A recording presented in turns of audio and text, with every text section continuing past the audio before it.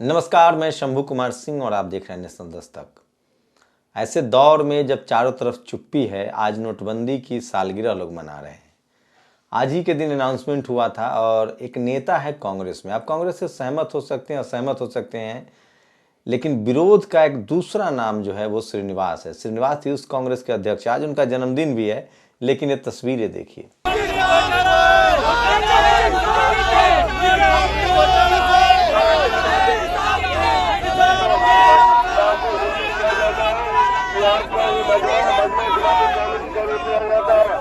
तो ये श्रीनिवास हैं जो नोटबंदी के खिलाफ आज विरोध प्रदर्शन कर रहे हैं। जन्मदिन है, थाने में जन्मदिन बनेगा। डेमोक्रेसी तभी मजबूत होगी जब लोग सड़कों पर निकलेंगे।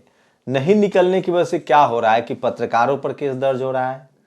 हमारे आपके जैसे जो लोग खबर दिखाना चाह रहे हैं उन पर यूएपीए लगा दिया जा रहा है, क्योंकि विपक्ष के नेता जो हैं वो अपने अपने घरों में बैठ के या तो ट्वीट करके चुप हो जा रहे हैं। एक बड़ी चुप्पी है और इसका नतीजा ये है कि लोगों को डराया जा रहा है, धमकाया जा रहा है, उन पर केस दर्ज किया जा रहा है, इनकम टैक्स का छापा हो रहा है, ईडी का छापा हो रहा है। तमाम तरह के डर जो है ब्लैकमेल करके राजनीति हो रही है। लेकिन कुछ ऐसे हैं लोग जो लगातार समय कांग्रेस से आप इत्तेफाक रखें न रखें, लेकिन श्रीनिवास ने कांग्रेस को जिंदा किया है। श्रीनिवास ओबीसी कम्युनिटी से आते हैं, दक्षिण भारत से हैं, और आप सोचिए कि नोटबंदी के दौरान को लेकर आज प्रदर्शन कर रहे हैं। तमाम वीडियोज हैं। कोरोना के दूसरे लहर में इन्होंने जगह जगह सिलेंडर पहुंचाई थी।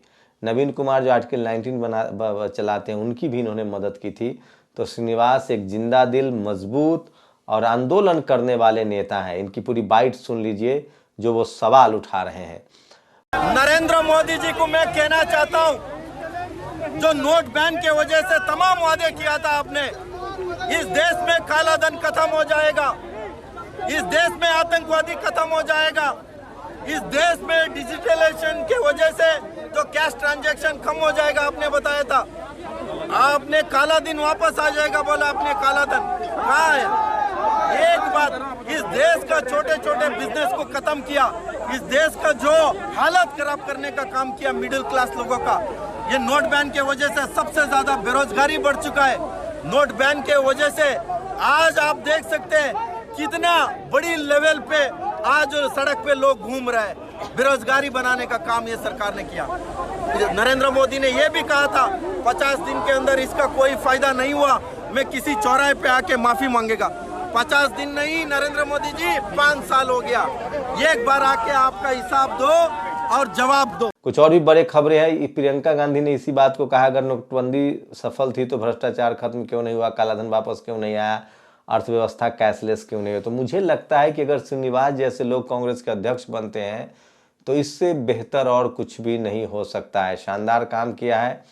और सुप्रीम कोर्ट ने लखीमपुर खीरी मामले को लेकर एक बड़ी बात कही है, जांच को लेकर बड़ी बात कही है।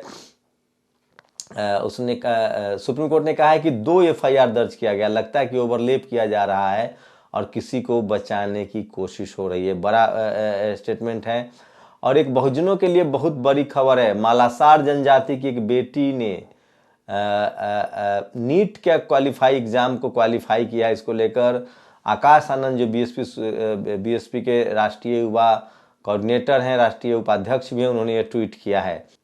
तो ये भी खबर है। कुछ बुरी खबरें भी हैं।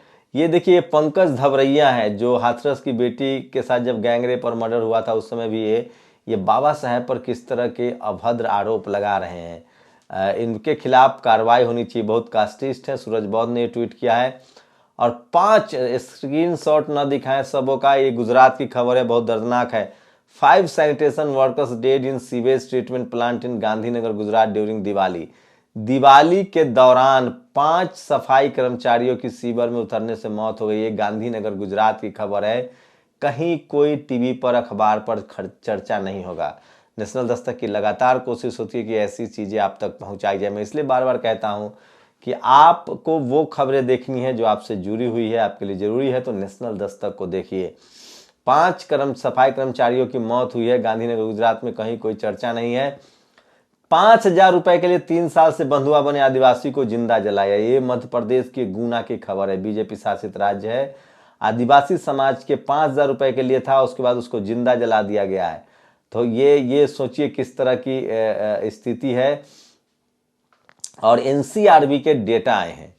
NCRB national crime record bureau है, इसके डेटा के अनुसार अब किसानों से ज़्यादा व्यापारियों ने हत्या की है। 2020 में 11,716 व्यापारियों ने, और पिछले उसे 15 में 10,667 व्यापारियों ने। तो ये 2019 का 50% का इजाफा है। देश में कुल आत्महत्या का आंकड़ा 10% बढ़कर 1,53,000 हो गया है। तो ये एनसीआरबी का डाटा है कि पहले किसान ज़्यादा आत्महत्या करते थे, इस बार व्यापारियों ने ज़्यादा आत्महत्या की। ये इसलिए कहा जा रहा है कि नोटबंदी का क्या असर हुआ है, इसको लेकर आज इस तरह के डेटा दिए जा रहे हैं। और बीजेपी के सत्ता में आने के बाद यूएपीए बढ़ता जा रहा है लगातार। जिस तरह से केस दर्ज हो रहा है, 2014 में 2833, 2015 में 3446, 2016 में 3962, 2017 में 4051, 18 में 5002, 19 में 5034। तो सोचिए यूएपीए का लगातार जो है वो इस्तेमाल हो रहा है। और ये हिंदुस्तान की पहली सरकार है जिसमें लोग नोट बदलने के लिए लाइन में लग के मरे, ऑक्सीजन के लिए लाइन में लग के मरे। और ये एक तस्वीर बहुत ज़्यादा वायरल हो रही है सूरज कुमार बौद्ध ने। ये है स्वतंत्र देव सिंह, जिनकी उम्र लगभग 57 साल है। वो ओबीसी कम्युनिटी से आते हैं, कुर्मी समाज से हैं। वहीं 49 साल के योगी जी के पैर छू रहे हैं। लोग तो कह रहे हैं कि यही है जातिवाद। और जिस तरह से शेड्यूल कास्ट की कोट्टायम में जो भूख हड़ताल पर बैठी हुई थी बहुजन बेटी, उनके पक्ष में मीटिंग हुई है। खबर आ रही है कि शायद जो आरोपी प्रोफेसर उनको हटा दिया गया है।